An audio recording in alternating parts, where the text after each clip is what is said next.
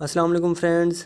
Assistant superintendent post office की job के लिए जो रिटन एग्ज़ाम होने जा रहा है उसमें जो पाक स्टडी का पोर्शन है 50 मार्क्स का, उसकी प्रिपरेशन के लिए ये वीडियो बनाई गई है। वीडियो कंप्लीट देखें, क्योंकि अगर ये वीडियो आप कंप्लीट देखेंगे तो आपको किसी और चीज़ की सर्च करने की ज़रूरत नहीं, आपके पाक स्टडी का पोर्शन कम्प्लीटली प्रिपेयर हो जाएगा। वीडियो स्टार्ट करने से पहले मैं ये कहना चाहूँगा कि काइंडली सब्सक्राइब माई चैनल। अगर आप चाहते हैं कि इस तरह की इन्फॉर्मेटिव वीडियोज़ आप तक पहुँचती रहें तो बेल आइकॉन को भी ज़रूर प्रेस करें, और कोई बात समझ में नहीं आती तो आप कमेंट करके वो पूछ सकते हैं। तो वीडियो स्टार्ट करते हैं हम अपनी पाक स्टडी का पोर्शन। तो डियर व्यूअर्स, आपको शो हो रहा है ये तमाम MCQs हैं, जो इम्पोर्टेंट डेट्स हैं पाक स्टडीज़ में, वो यहाँ पे राइट की गई हैं कि मोहम्मद बिन कासिम की इंट्रेंस से लेकर, ठीक है, तमाम जो इस्लाम फैला है पूरे बरसगीर में या पाकिस्तान की क्रिएशन आइडियोलॉजी, उससे रिलेटेड तमाम MCQs इसमें कलेक्ट किए गए हैं। जो आपका अगर सिलेबस आप जो पहले दिखाया गया अगर देखें तो उसमें पहला पॉइंट ही यही है, ideology and emergence of Pakistan in the historical perspective. तो उससे रिलेटेड ये तमाम MCQs हैं, इंपॉर्टेंट है, आपने ये प्रिपेयर करनी है। इसमें हर एक चीज़ को मैंने राइट किया है, कलेक्ट किया है, आप इसको गौर से रीड करें और रिमाइंड कर लें। जैसे इंडियन नेशनल कांग्रेस, ये भी एक इम्पोर्टेंट पॉइंट है, ठीक है, कब बनी थी। इसी तरीके से Muslim League, Government of India Act, Quaide Azam की डेट्स, ठीक है, बोर्न की भी, डेथ की भी, लखनऊ पैक्ट हो गया, वर्ल्ड वार्स हो गई, ठीक है, तहरीक खिलाफत हो गई, इसी तरीके से कम्युनल राइट्स हो गए, नेहरू रिपोर्ट हो गया, कायदे आज़म 14 पॉइंट्स हो गए, इलामा इकबाल से रिलेटेड अहम जो पॉइंट्स हैं वो भी इसमें रिटन है, राउंड टेबल कॉन्फ्रेंसेस हो गई, ठीक है। इसी तरीके से सेपरेट इलेक्टोरेट की बात हो गई, क्रिप्स मिशन हो गया, Gandhi ji task, Wavell Plan, Shimla Conference, ठीक है, Direct Action Day, partition plan, इसी तरीके से हर चीज़ इसमें गिवन है। आप इसको गौर से रीड करें और अच्छे तरीके से तैयार कर लें। इसमें आपको तमाम इम्पोर्टेंट पॉइंट्स अवेलेबल हैं गाइस, आपको जस्ट इसको रीड करना है और रिमाइंड कर लेना है। पाकिस्तान की क्रिएशन के बाद जो इम्पोर्टेंट इवेंट्स हैं वो भी मेंशन किए गए हैं। जिस तरीके से आप देख सकते हैं कि 1948 के बाद 1960s के जो इम्पोर्टेंट इवेंट्स हैं, 1969 जैसे ऑब्जेक्टिव रेवोल्यूशन हो गई, ठीक है, इस रेजोल्यूशन सॉरी, इसी तरीके से 1965 की वार हो गई या कॉन्स्टिट्यूशन हमारे हो गए, ठीक है। इसी तरीके से डिफरेंट एराज जो हैं वो भी इसमें मेंशन है, तो आप गौर से जस्ट इनको रिमाइंड कर लें। इसी तरीके से आपको स्क्रीन पर शो होते रहेंगे तमाम डेट्स।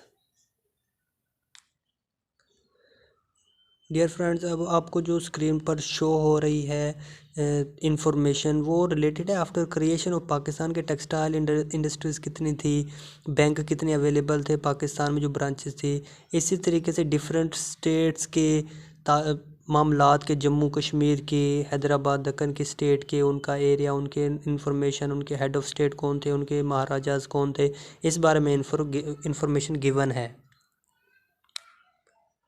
सो गाइस, अब बारी आती है कि geography of Pakistan, it's global situation, geographical conditions के हवाले से कि इसको आपने कैसे प्रिपेयर करना है। Geography basically related to location होता है कि कंट्री की लोकेशन के बारे में आपने उसको राइट करना है, ठीक है, वो कितनी इंपॉर्टेंट है पाकिस्तान कि अगर जियोग्राफी करनी है तो वो किस किस कंट्री के साथ मिली हुई हैं हमारी बाउंड्रीज़, हमने ये चीज़ें देखनी है। लोकेशन आपको शो हो रही है, एरिया भी गिवन है, पॉपुलेशन भी गिवन है। इसी तरीके से मैप के साथ भी आपको समझाने के लिए मैंने ये ड्रा किया है ताकि इजीली आप बाउंड्रीज़ की लेंथ देख सकते हैं कि चाइना के साथ 595 किलोमीटर है, इसी तरीके से इंडिया के साथ जो है रेड क्लिफ लाइन है 1610 किलोमीटर, अफ़गानिस्तान के साथ जो बाउंड्री है उसे ड्यूरन लाइन कहते हैं,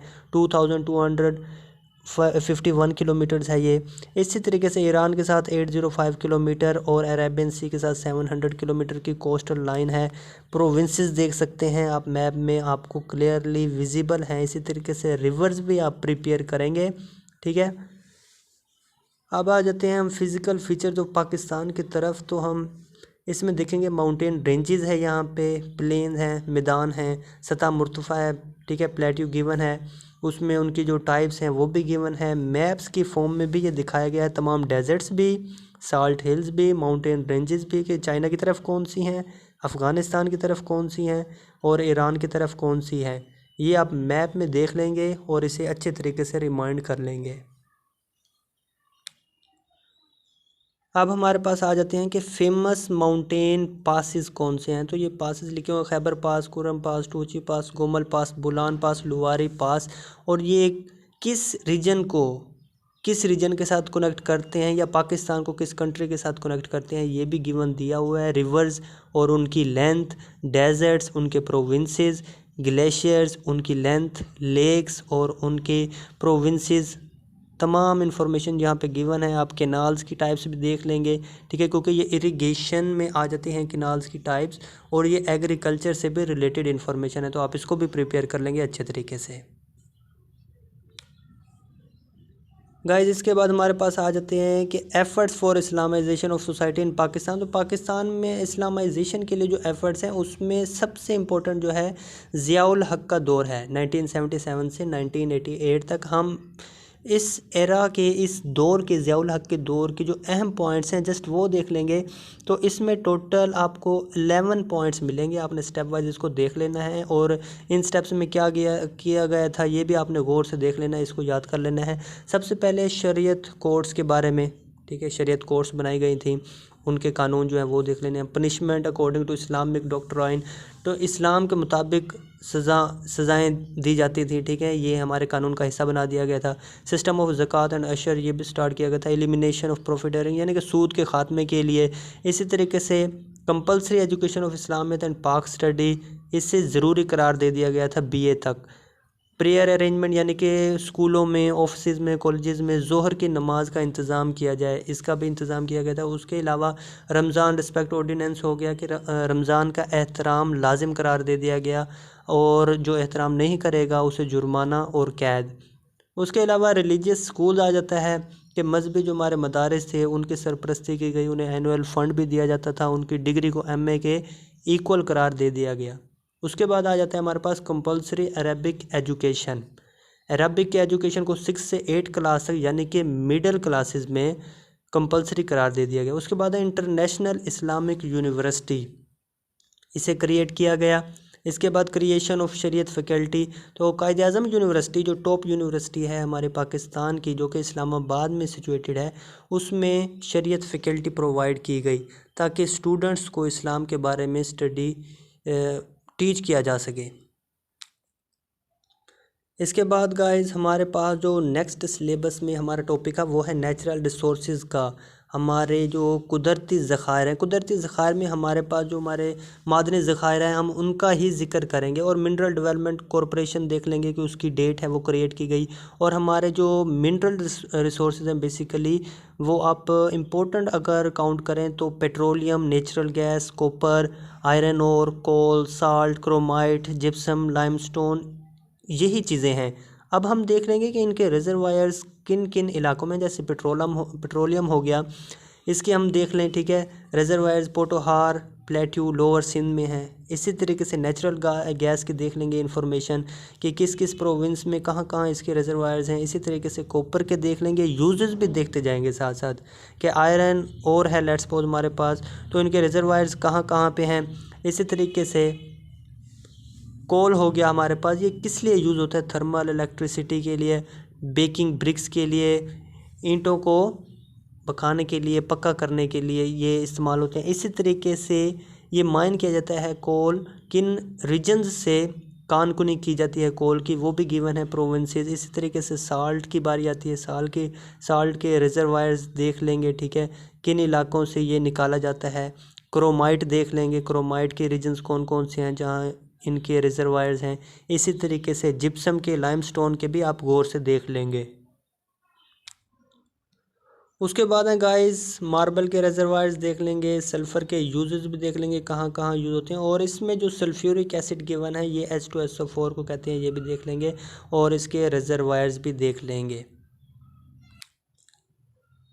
अब जो हमारा नेक्स्ट टॉपिक है वो है एग्रीकल्चर। तो एग्रीकल्चर के बारे में हम बेसिक इन्फॉर्मेशन ले लेंगे कि एग्रीकल्चर हमारा बेसिक सोर्स ऑफ फूड भी है, इनकम भी है पाकिस्तान में। पाकिस्तान इज़ एग्रीकल्चरल कंट्री, ये आपको माइंड में रखना चाहिए। अगर एमसीक्यूज आ जाता है कि पाकिस्तान का ज़्यादातर किस चीज़ पे डिपेंड करता है, तो वो एग्रीकल्चर पे डिपेंड करता है।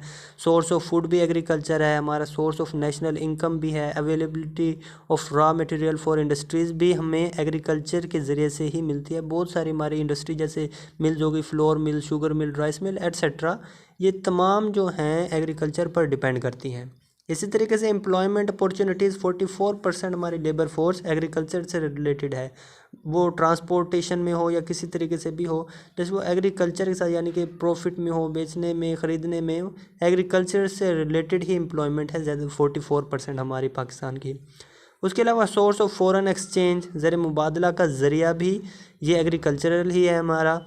सोर्स ऑफ इकोनॉमिक डेवलपमेंट भी है। उसके अलावा प्रॉब्लम्स में अगर हम आएँ एग्रीकल्चर से रिलेटेड हमारे कौन कौन से प्रॉब्लम्स हम फेस कर रहे हैं, तो उनमें हम आएंगे कि हम जो न्यू मशीनरी है वो इस्तेमाल नहीं कर रहे फार्मिंग के लिए, जैसे वो डेवलप्ड कंट्रीज़ में यूज़ हो रही है। हमारे पास ओल्ड एंड ट्रेडिशनल मेथड्स हैं। उसके अलावा रिवर्स जो है हमारे पास can not supply water to all lands, agricultural lands को तमाम को रिवर्स हमारे वाटर सप्लाई नहीं कर सकते। इसके अलावा नेचुरल डिज़ास्टर्स जब आ जाते हैं वो भी एक प्रॉब्लम क्रिएट कर देते हैं एग्रीकल्चर के लिए। इसके अलावा सिंपल इंफॉर्मेशन नीचे मैंने गिवन प्रोवाइड किया है आपको। 80% agricultural land depends upon canal water, 1.2 million tube wells working in country, और कारेज किसको कहते हैं ये भी गिवन है, जो ज़ेरे ज़मीन नालियाँ बनाई जाती हैं या नहरें समझ लें पानी प्रोवाइड करने के लिए, क्योंकि ये उन रीजन में बनाई जाती हैं जहाँ धूप बहुत ज़्यादा होती है, पानी इवेपोरेट हो जाता है, वहाँ कारेज बनाई जाती हैं, ज़ेरे ज़मीन नालियाँ बनाई जाती हैं पानी प्रोवाइड करने के लिए। उसके बाद इंडस वाटर ट्रीटी 1960, इसकी कुछ इन्फॉर्मेशन है कि under Indus water plan 7 link canals were built of 590 kilometre length. उनके नाम आपने देख लेने हैं और इनको रिमाइंड कर लेना है अच्छे तरीके से। इसके बाद जो हमारा टॉपिक है वो है मैन पावर। मैन पावर क्या होती है? बेसिकली ये पावर जो हमें अवेलेबल होती है फ्रॉम द प्रेजेंट और अवेलेबल पॉपुलेशन। जो पॉपुलेशन होती है उसमें जो हाजिर सर्विस लोग होते हैं या जो एम्पावर कर रहे होते हैं हमारी कंट्री को, वो मैन पावर होती है किसी भी कंट्री। तो इसमें हम बेसिकली क्या करेंगे, पॉपुलेशन की इन्फॉर्मेशन देख लेंगे, ठीक है, लेबर की इन्फॉर्मेशन देख लेंगे, पॉपुलेशन ऑफ पाकिस्तान देख लेंगे, अर्बन एरियाज़ की यानी कि शहरी इलाकों में की भी, रूरल की भी देख लेंगे, एवरेज एज देख लेंगे फीमेल मेल की। उसके बाद हम सेंसस देख लेंगे कि मर्दमशुमारी कौन कौन से ईयर में हुई और पाकिस्तान की आबादी कितनी थी, कौन से फैक्टर्स अफेक्ट कर रहे हैं पॉपुलेशन को, उसमें हम फैक्टर्स देख लेंगे। ये 5 फैक्टर्स हैं। उसके बाद लिटरेसी रेट गिवन है 2013-2014 का, जो कि है 60%। और इसके बाद प्लान किया गया था कि पाकिस्तान के लिटरेसी रेट को 85% तक बढ़ाने के लिए बहुत से इकदाम किए गए थे, ठीक है, लेकिन वो अचीव अभी तक नहीं हो सके। तो इसके बारे में आप इंफॉर्मेशन देख लेंगे, ये इजी है।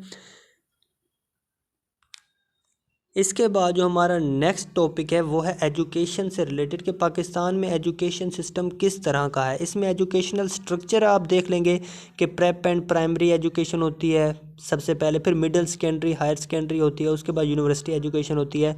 प्रेप जो होती है बेसिकली क्या होता है कि 1 क्लास से पहले 3 से 4 साल का बच्चा जो पढ़ता है क्लास, जिस क्लास में, उसे प्रेप क्लास कहते हैं। प्राइमरी क्लास 1st क्लास से 5 क्लास तक प्राइमरी क्लास होती है। मिडिल जो होती है 6 to 8 क्लास तक होती है। इसी तरीके से 9 to 10 क्लास सेकेंडरी, और हायर सेकेंडरी हमारी 11 और 12 क्लास को कहते हैं। इसी तरीके से उसके बाद यूनिवर्सिटी एजुकेशन में BA, BSc, MA, MSc, MPhil, PhD ये आ जाती हैं। BA अब तो वैसे भी एंड हो रहा है, MA भी एंड हो रहा है। उसके बाद आ जाता है educational problems, over population, insufficient budget, lack of basic facilities, ये तमाम हमारी एजुकेशनल प्रॉब्लम्स हैं। अगर इन तमाम प्रॉब्लम्स को सॉल्व कर दिया जाए तो हमारा एजुकेशन सिस्टम भी बेहतर हो सकता है। सो गाइस, ये थी बेसिक इन्फॉर्मेशन। उसके बाद इंडस्ट्री भी एक टॉपिक है, लेकिन आप इसको इजीली देख सकते हैं। इंडस्ट्री भी बेसिकली नेचुरल रिसोर्सेज से रिलेटेड है। उसके अलावा गूगल भी आप सर्च कर सकते हैं, इसके लिए सिंपल है। लेकिन ज़्यादातर डाटा जो यही है जो आपको गिवन है, अगर आप इसको अच्छे तरीके से प्रिपेयर कर लेंगे तो 50 में से आप बहुत अच्छे मार्क्स गेन कर सकते हैं। इसी तरह के इन्फॉर्मेटिव वीडियोज़ देखने के लिए चैनल को काइंडली सब्सक्राइब करें और लाइक करें, कमेंट करना भी मत भूलें। आपको कोई बात समझ में ना आए आप कमेंट कर सकते हैं। इसके अलावा पीपीएससी से रिलेटेड इम्पोर्टेंट जो पाक स्टडी का मटेरियल है वो अलहदा से अपलोड किया जाएगा। ये just assistant superintendent post office की जॉब के लिए जो रिटन एग्ज़ाम होने जा रहा है, ये उसके लिए डाटा गिवन है इस वीडियो के अंदर। ओके, अल्लाह हाफिज़ एंड बेस्ट ऑफ लक।